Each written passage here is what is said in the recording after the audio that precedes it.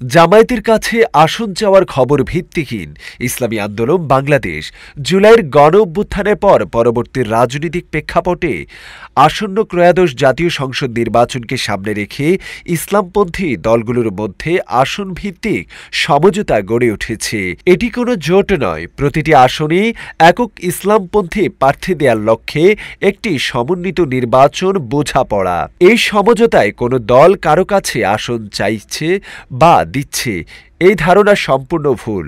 তাই জামায়াতের কাছে ২০০ আসন চেয়েছে ইসলামী আন্দোলন বাংলাদেশ এই শিরোনামের প্রচারিত ফটোকার্ড সম্পূর্ণ মিথ্যা, উদ্দেশ্য প্রণোদিত ও অপপ্রচার। ইসলামী আন্দোলন বাংলাদেশ ৩০০ আসনে প্রার্থী ঘোষণা করেছে, জামায়াতও ৩০০ আসনে প্রার্থী দিয়েছে। ৮ দলের লিয়াজো কমিটি আসন ভিত্তিক একক প্রার্থী নির্ধারণের কাজ করছে। তাই আসন চাওয়া দেয়ার সংবাদ বিভ্রান্তিকর।